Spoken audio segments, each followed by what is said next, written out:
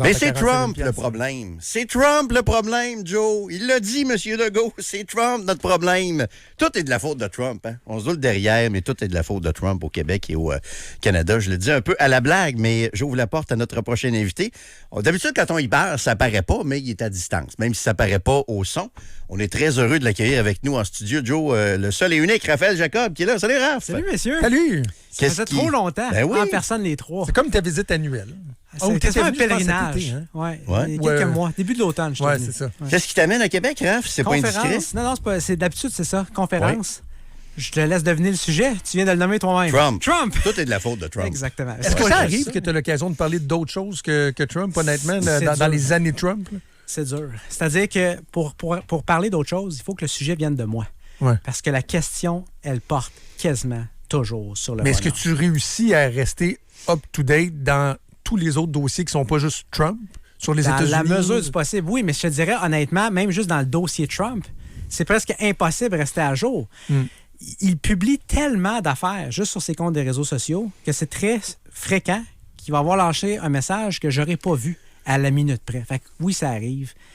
Fait que ça rend le tout plus frénétique, plus excitant, aussi beaucoup plus difficile à suivre et aussi, honnêtement, beaucoup plus débilisant. C'est-à-dire que c'est fou la quantité de questions, je vais le dire très franchement, bêtes qu'on reçoit parce que le type dit des bêtises.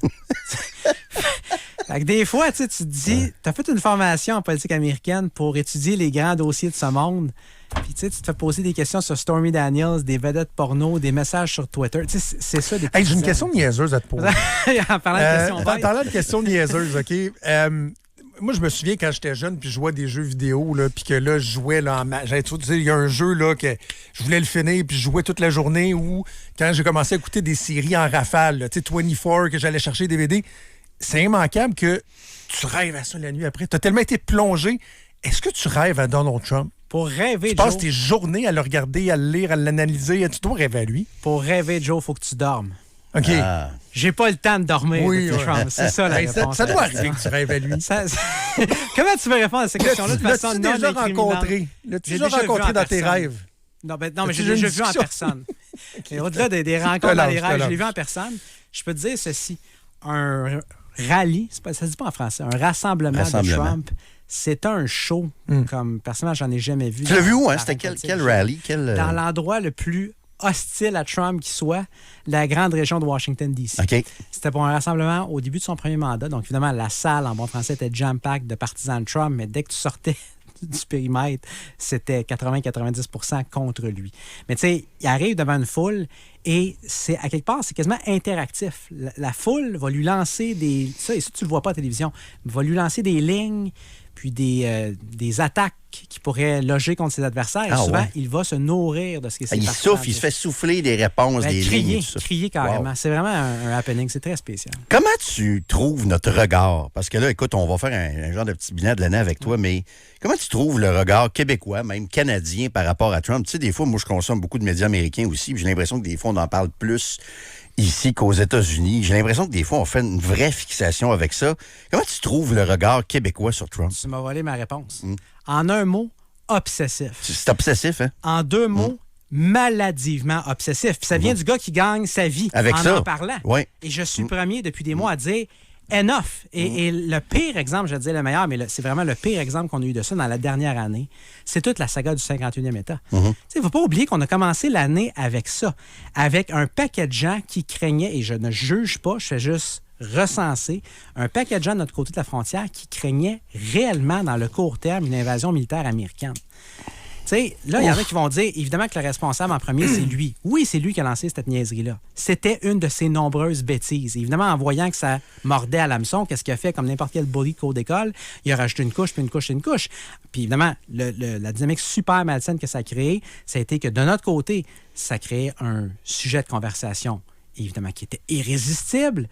Mais ça a fait qu'il y a beaucoup de monde qui ont eu vraiment la chienne pendant vraiment longtemps. Il y a probablement des gens qui nous écoutent encore présentement et qui se disent « Ouais, mais c'est pas impossible. » Mais que des gens en aient développé une espèce de crainte réelle là, d'être envahi. Puis ça, évidemment, là, c'est excessif, c'est obsessif, puis il faut faire la pédagogie. Mais sur le fait d'en parler, oublie que c'est Donald Trump.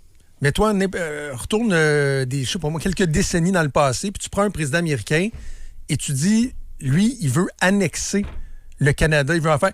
Écoute, on en parlerait en tabarouette, là. Ben, on dirait que comme c'est Trump et qu'il nous a habitués à dire tellement n'importe quoi qu'on dit « Ah, ben là, faut-tu vraiment parler du... » Ben oui. Le président américain dit qu'il veut annexer le Canada, c'est bon. Tu as raison, Joe. Et c'est là que le travail de pédagogie, pour reprendre ton mot, je pense qu'il est juste, doit être fait. C'est-à-dire, tu rapportes que le président a lancé ça, c'est une boutade à l'endroit de Justin Trudeau dans un souper privé. Point. Ça n'a pas lieu de déraper comme ça. C'est parce que c'est pas vous, je présume, qui avez reçu tous les messages d'anxiété aiguë T'en as de reçu, gens toi, hein? à l'appel. Cette job-là, je la fais depuis des années, depuis plus d'une décennie maintenant. J'ai jamais reçu autant de messages de cette nature-là. Fait qu'il y a un travail de pédagogie qui s'est mal fait. C'est ça, mais puis je veux pas entretenir les gens qui ont de l'anxiété, mais non, à quelque part, est-ce que Trump est pas en train de réussir un peu à nous avaler un peu comme 51e État au niveau économique? T'sais, on essaie là, de faire nos indépendants puis de faire des deals avec l'Europe, mais au niveau économique, là, je parle pas de la politique puis des constitutions puis des frontières et tout ça, là, puis des drapeaux et tout ça, mais au niveau économique, là, ce qui finira pas par réussir. Puis est-ce qu'on ne l'était pas déjà un peu le 51e État américain aussi? Encore une fois, tu me devances un petit peu. D'un point de vue économique, évidemment qu'on ne fait pas partie des États-Unis, mais le simple fait, puis là, il y en a plusieurs qui le réalisent de façon brutale depuis les derniers mois, c'est que le Canada a développé un modèle économique qui est basé en énorme partie sur une proportion très importante, plus de 75 vers les États-Unis, de ses exportations. Fait que tu dis, on fait-tu partie des États-Unis? Bien, techniquement, non. Mais est-ce qu'on peut réussir économiquement sans? La réponse, là aussi, est non. C'est ça, parce que je te pose la question, parce que, tu sais, je vois des gens, puis, tu sais, moi, je boycotte pas les États-Unis. Moi, j'étais allé plein de fois aux États-Unis depuis que Trump est là, puis il y a des gens qui choisissent de boycotter, mais... Faut quand même aller voir tes Patriots. Ben, faut que j'aille voir, mais c'est ça. Il y a tout ça, le sport américain et tout ça. Puis j'aime les États-Unis, je m'en cache pas, tu sais, mais il y a des gens, par exemple, qui disent « Ah, moi, je vais pas au Law Church. » Ouais, OK, mais tu passes tes soirées sur Netflix, t'as ton iPhone, exact. Tu passes ta journée sur Facebook. Donc, tes boycotts, tu vas pas au Law Church, mais t'es un peu un Américain là, dans ton quotidien. Ce qui est drôle là-dedans, puis encore une fois, je ne juge pas, je ris pas de ces gens-là qui s'identifient peut-être à ce que tu viens de décrire, mais il y a 20 ans, tu parlais de Joe il y a un instant, de son monde quelques décennies, remontons 22 ans en arrière. Vous allez vous rappeler 2003, George W. Bush est président, invasion de l'Irak. Oui. Les États-Unis, là, la cote de popularité, d'amour américaine au Canada et au Québec, sans dire dans d'autres pays du monde, n'était pas super. C'était le démon, George Bush. Là. Exact. Les WMD. Exact. Weapon of Mass Destruction. Exact. Qui n'ont jamais été Qui trouvés en n'existait Irak. pas. Et voilà. L'hymne américain, rappelez-vous, avait été hué au Centre Bell, notamment lorsqu'il y avait des matchs du Canadien de Montréal. Bon, ça, c'était une illustration parmi plusieurs. Les Américains, comme nation, si on veut, étaient détestés par une énorme partie de la population ici. Et à l'époque, j'étais beaucoup plus jeune, évidemment, au début des années 2000, mais je relevais déjà ça, à quel point c'était difficile d'être cohérent. C'était difficile pour, c'est quoi l'expression, les babines qui... Suivent les bottines. C'est très difficile, parce que... En fait, c'est les bottines qu'il faut qu'ils suivent les babines. Ben, dans ce cas-là, il y en avait plusieurs qui ne pouvaient pas faire suivre l'un à l'autre, peu importe la direction. Parce que d'un côté, on disait... FUCK, les Américains, on boycotte. Il y avait déjà des mouvements de boycott à ce moment-là. Mais en même temps, tu regardais comment ces gens-là vivaient. Ils allaient au Walmart, ils mangeaient chez McDo. Ben oui! On est déjà un peu le 51e État. C'est difficile de faire ça. Et voilà. Mais en même temps, tu sais, on a eu la conversation 1000 fois, Jérôme puis moi. Moi, j'ai jamais prôné le boycott dans son absolu. Tu sais, tu peux aussi... Moi, je pense que ce qui fait que ça perdure en ce moment, là, les gens qui évitent d'aller aux États-Unis et tout ça, c'est que c'est un sentiment de... Moi, je te dirais... Moi, j'ai pas envie d'aller aux États-Unis en ce moment. Je me fais pas violence, là. Je me dis pas genre, oh, hey, je veux y aller, mais m'envoyer un message à Trump. Mais t'écoutes full musique américaine. Ben oui, parce qu'on est dans une culture qui est américaine. Mais c'est moi qui vais te poser une question. Qu'est-ce qui fait que t'as pas le goût d'y aller, présentement? C'est comme si il y a quelque chose qui me dégoûte dans la façon dont on a été traité. J'ai beau comprendre, savoir qu'il faut avoir une fine connaissance des différentes couches de la société américaine pour comprendre pourquoi Trump a été réélu, pourquoi il y a encore une base qui est forte. Je le sais, ça, là. Mais je peux pas croire que les Américains ont encore porté au pouvoir un personnage aussi... Ben, c'est les Américains, je veux dire, c'est la démocratie. Non, mais un peu, là. Il y a une autre affaire. Moi, quelqu'un, il n'y a pas longtemps, qui m'a dit, je le nommerai pas parce que je respecte ça. Il y a quelqu'un qui m'a dit, j'irai pas en Californie parce que je boycotte Trump. T'as peu, là, c'est parce que la Californie, là, c'est un pays dans le pays. Ils l'haïssent plus que toi, Trump. Ouais. C'est ça, des fois, que je trouve qu'on est un peu, je suis désolé, un peu premier degré avec ça, cette affaire-là. Je comprends. Puis c'est là aussi qu'il y a tellement de couches de complexité. Ouais. On voit ce pays-là. Tu sais, tu parles de la Californie. Tu peux regarder la Californie puis te dire c'est un pays bleu dans un État rouge. New York, c'est un pays dans le pays. Mais attends un petit peu. Je reste juste avec l'exemple de la Californie. Oui. Saviez-vous, en fait, qu'on a plus d'électeurs républicains en Californie que dans n'importe quel autre État américain? Ben, c'est un gros État. Exactement. C'est ça. C'est qu'il y a tellement plus de démocrates. Exactement. Et le point étant que regarde la strate que tu veux regarder aux États-Unis, puis tu vas voir un phénomène ou son contraire. Tu sais, c'est tellement un pays qui est éclaté, qui est hétérogène. Puis le même pays qui a voté pour Bush et Trump, à 2 reprises dans les 2 cas, a aussi élu Obama à 2 reprises. C'est les mêmes Américains. C'est ça, les mêmes Américains, entre guillemets, de façon large. Fait que c'est un pays qui est super complexe. Je comprends ça. Puis c'est pas de. Tu sais, moi, ta jamais position. j'insulterais un Américain, là. Tu sais, puis je vais y retourner un jour aux États-Unis. En ce moment, il y a de quoi. Tu sais, il y a de quoi qui a été brisé entre le Canada et les États-Unis. Je comprends. C'est quelque chose, la proximité, la relation de confiance, c'est notre voisin, c'est notre premier partenaire, puis de se faire. Tu sais, c'est des milliers de jobs qui se perdent là, à cause des tarifs. Là. Ouais.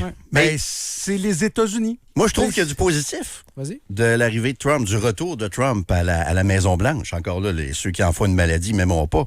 Il y a du positif, et moi, j'appelle ça un énorme retour au pragmatisme. Là. Parce que Trump a forcé un retour au pragmatisme. Puis j'en parlais vendredi. Pense à ça, Raph. Là. Mark Carney autorise un pipeline entre l'Alberta et le Pacifique. Ben, c'est l'effet Trump. En dessous de ça, tu as François Legault qui arrête de financer les autobus électriques.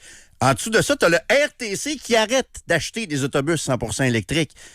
Ça a des impacts à toutes les échelles, le retour de Donald Trump. Et il y a un retour forcé à du pragmatisme parce que, écoute, c'est notre mode de vie là, qui est remis en question. Est-ce que tu vois du positif, toi, dans le retour de Trump à la Maison-Blanche? C'est dur de répondre à ça, comme ça serait dur de répondre à la question par rapport à Biden, Obama ou Bush. Si on parle de politique publique, est-ce que tu penses que c'est bon ou c'est mauvais? Ma job, c'est pas de prendre position, tu le sais. Puis là non plus, je ne juge pas. Votre job, c'est votre job beaucoup plus que la mienne. Ce que je peux dire d'un point de vue social et démocratique, c'est que c'est sain d'avoir un échange de pouvoir. Ce qui est malsain, c'est que les 2 partis sont rendus tellement loin idéologiquement un de l'autre que ça fait que quand tu as un parti versus l'autre qui arrive au pouvoir, tu as l'impression que c'est le pays entier qui change. Tu as une vision qui est diamétralement opposée. Mais en même temps, c'est important d'avoir un retour du balancier. Puis si je vous donne un exemple, tu parlais d'énergie, parler d'immigration. Y a-t-il un enjeu qui est plus sensible que ça? Puis regardez à quel point le pendule est allé loin d'un bord puis va loin de l'autre. Quand Biden était président, on avait déjà, quand il est arrivé au pouvoir, au moins 10 millions de personnes qui étaient aux États-Unis de façon illégale, de façon clandestine, irrégulière, prenez l'expression que vous voulez. Sans dire qu'il a ouvertement, disons, laissé rentrer tout le monde, son administration a été permissive au point où on a eu au moins 10 millions d'appréhensions de gens additionnels, de gens qui étaient là illégalement de façon régulière à la frontière. Okay? Et ça, c'est juste les gens qu'on a, entre guillemets, pognés. Fait que ce sont très assurément des millions de personnes de plus que ça, en plus, qui sont entrées. Bon, ça a été le bordel au niveau migratoire. Arrive Trump, et là, qu'est-ce qu'on fait? On passe d'un extrême à l'autre. Où là, c'est pas juste qu'on commence à expulser des gens qui n'ont pas de dossier criminel, dont le seul crime, entre guillemets, c'est d'être rentré aux États-Unis illégalement. C'est qu'on commence à resserrer les vis à l'immigration légale. Tu sais, l'interdiction qui a été annoncée la semaine dernière, là, il y a eu un attentat, et je le minimise pas. C'est tragique ce qui s'est passé à Washington. Il y a 2 personnes qui se font tirer dessus, 2 membres de la Garde nationale. Puis là, qu'est-ce qu'on dit? Une vingtaine, trentaine de pays du monde, même si vous venez légalement ici, c'est non. Et pourquoi ce sont ces pays-là plus que d'autres? On ne donne pas vraiment de réponse, c'est ça. Et je donne un exemple. Je le donne depuis 2 semaines, je trouve ça incroyable. Tu sais, tu parlais de visiter les États-Unis tantôt, Joe, plutôt pas le faire. Un des attraits, au-delà des spectacles puis des games de football, il y a les parcs nationaux. Oui. Je ne sais pas si vous en avez déjà fait. Mais J'imagine oui. que oui, c'est extraordinaire. C'est une des plus grandes ressources magiques qu'on a aux États-Unis. Les parcs d'État aussi. Exact. Mais mettons qu'on se limite aux parcs qui sont du ressort du gouvernement fédéral américain. Ça coûte jusqu'à ce mois-ci 80$ par année pour les visiter. Tu as ta passe annuelle, tu vas où tu veux, quand tu veux. Bon. Puis ça, c'était le même prix pour les résidents américains et les non-résidents. À partir de janvier, qui s'en vient, donc dans quelques semaines, l'administration Trump dit T'es résident américain, ça te coûte encore 80$. T'es pas un résident américain, ça te coûte 250$. Fait que tu fais plus que tripler le prix. Fait qu'est-ce que c'est grave? Est-ce que c'est une bonne ou mauvaise politique publique? C'est pas à moi de juger. Je veux juste vous dire que c'est un message assez clair que tu envoies comme quoi tu viens pas d'ici, t'es pas nécessairement entièrement le bienvenu ici. On a même débat ici en passant sur les seuils d'immigration légale et tout ça. Sauf que les partis sont pas aussi loin que ça. Et les démocrates qui ont permis encore une fois un bordel pendant 4 ans, tu leur poses la question aujourd'hui à savoir est-ce que M. Biden est allé trop loin? De son côté, très rares sont ceux qui vont dire oui. Ils vont dire c'est terrible ce que Trump fait, il va trop loin de son côté. Peut-être. C'est juste à dire que quand tu as deux partis qui sont aussi loin idéologiquement que ça, tu n'as pas le choix d'avoir un échange de pouvoir. Donc, c'est sain de cette perspective-là, même si c'est trop comme exemple. Je veux qu'on parle de l'implication des États-Unis puis de Donald Trump dans les grands conflits parce que je trouve que ça faisait longtemps que la politique extérieure n'avait pas autant retenu l'attention là, dans les différentes interventions des États-Unis. 2 choses. Premièrement, c'est quoi le bilan réel? J'écoutais notre collègue Jean-François Lépine ce matin qui disait Trump dit qu'il a réglé telle affaire. Il dit qu'il a réglé telle affaire, puis qu'essentiellement, partout, ça continue encore à se tirer, puis qu'il y a des bombardements. Première chose. Deuxième chose, on s'en était déjà parlé par le passé, puis tu pourrais rappeler aux gens c'est quoi, mais la fameuse notion du nation building, que Donald Trump disait donc que lui, il ne voulait pas s'embarquer là-dedans, puis que c'était fini. Là, il veut envahir le Venezuela. Il me semble qu'il se fourre le nez partout. T'sais, il est-tu en train d'en faire, lui aussi, du nation building? Il reste combien de temps, messieurs? Là, je pourrais faire 35 minutes juste là-dessus. On a du temps. T'es en studio. C'est dangereux. OK. Premièrement, pour ce qui est de ce qui est dit versus ce qui est fait, il n'y a pas de meilleur exemple que ça que la politique étrangère depuis la dernière année. On a présenté Trump comme étant en train de complètement chambouler le dossier notamment russo-ukrainien. Les rencontres avec Zelensky, les rencontres avec Poutine, les appels à droite et à gauche. Ce qui a changé versus Biden là-dessus, c'est qu'on se parle. Sous Biden, c'était on finance les Ukrainiens jusqu'au dernier. Peu importe combien de temps ça dure, on parle pas aux Russes. Bon, Trump essaie de régler ce conflit-là. On peut lui reprocher bien des choses. Je ne pense pas qu'objectivement, on peut lui reprocher de ne pas essayer de mettre une fin à cette guerre-là. Mais le simple fait est qu'il échoue. Il n'est pas capable de mettre fin à cette guerre-là. Point. Après 11 mois tout au moins. Fait que là aussi, beaucoup de spectacles, de shows, d'enflure médiatique. Qu'est-ce qui a changé concrètement sur le terrain? À peu près rien. Le conflit continue. La ligne de front est presque exactement où est-ce qu'elle était quand il était entré en fonction en janvier dernier. Là, je parle de Trump. C'est un exemple. Regarde Gaza. Il a accompli quelque chose, objectivement, qu'on doit souligner. Les otages qui étaient encore vivants, qu'on attendait depuis des mois, pour ne pas dire en fait 2 ans, ont été relâchés. En même temps, tu regardes ce qui a été présenté, un plan en 20 points pour la paix au Moyen-Orient. On est rendu à quel des points? Au premier, puis même pas encore complet. Fait qu'il faut faire attention avec ce qu'on présente et ce qui est fait dans les faits, de un. De deux, pour ce qui est du nation building, l'idée, l'interventionnisme, débridé, que Trump reprochait aux administrations. Les États-Unis décident qu'un pays, c'est ça qu'il devrait avoir comme forme, là, démocratie ou quoi que ce soit, puis on va y aller, puis on s'en occupe. Exact. Et ça, on pouvait accuser les deux partis, des administrations des deux partis d'avoir fait ça depuis des générations. Trump s'était inscrit en faute par rapport à ça en disant « c'est fini avec moi ». Bien, on verra ce que la suite des choses nous révèle. Parce que lorsqu'on regarde ce qui se passe aux côtes du Venezuela, ça ne ressemble pas au comportement d'un gouvernement qui est non-interventionniste, de dispatcher en bon français des milliers de Marines, de dire au président du pays, peu importe ce que vous pensez de lui sur le fond, votant, sinon peut-être qu'on embarque. Bon, on verra. Ce que je pense que ça illustre, et c'est vraiment, je pense, un point beaucoup plus important qu'il faut garder en tête, c'est que Trump, on en parle mur à mur, comme s'il était le seul acteur de cette machine-là. C'est un homme. Je comprends que c'est le président. Mais en date d'aujourd'hui, non. Et là, c'est moi peut-être qui va choquer non pas les pro-Trump, mais les anti-Trump les plus farouches. Ce n'est pas un dictateur. Il ne run pas la patente comme Xi Jinping ou Vladimir Poutine. Le point étant qu'en matière de politique étrangère, il y a une énorme machine gouvernementale, l'establishment, si on veut, industrio-militaire, qui, lui, raffole d'interventions militaires à l'étranger. On dirait qu'il est tenté par certaines dérives autoritaires des fois. Oui. Mais ça, c'est une autre chose. Donc, si tu veux qu'on parle de ça, on en parlera. Mais juste à dire rapidement, sur la question de la politique étrangère, ce qu'on voit clairement depuis la dernière année, c'est qu'il peut avoir ses préférences à lui. Il est quand même aussi aux commandes d'un État qui est beaucoup plus gros, qui a ses préférences à lui depuis très longtemps, que ce soit en Amérique latine, face à la Russie ou à la Chine. Justement, tu parlais tu disais que c'est pas un dictateur. Tu sais, des fois, on entend que c'est un fasciste. Il y a beaucoup d'enflure verbale chez les anti-Trump. Puis là, écoute, on tombe dans une année 2026 où il y aura des élections de mi-mandat. Est-ce que vraiment les contre-pouvoirs vont pouvoir s'activer? Parce qu'on sent que les démocrates, Raph, sont plutôt faibles. Puis on sent que chez les républicains, il y en a beaucoup qui ont peur de lui aussi. La Marjorie Taylor Greene a claqué la porte récemment, s'est dissociée de Donald Trump. Est-ce que vraiment on risque d'avoir un vrai contre-pouvoir à Donald Trump un peu plus tard cette année? Premièrement, on en a déjà un. Mm-hmm. Je vais te dire, c'est quoi? C'est pas le Congrès. Parce que pour ceux et celles qui disent le Congrès le laisse faire ce qu'il veut, c'est vrai. Mm-hmm. C'est comme si on n'avait pas de Congrès depuis un an. C'est compliqué. Fait que là-dessus, c'est vrai, les contrepoids, ils n'ont pas tenu. Par contre, les contrepoids aux États-Unis, c'est pas juste le législatif versus l'exécutif. C'est le législatif versus l'exécutif versus le judiciaire. Et le judiciaire, il tient. Pour tous ceux et celles qui ont entendu des exagérations du genre « Trump destitue des juges », c'est faux. Des jugements contre Trump, on en a eu c'est pas une exagération, centaines de la part de différents tribunaux depuis le début de son mandat. Donc, un contrepoids, on l'a déjà.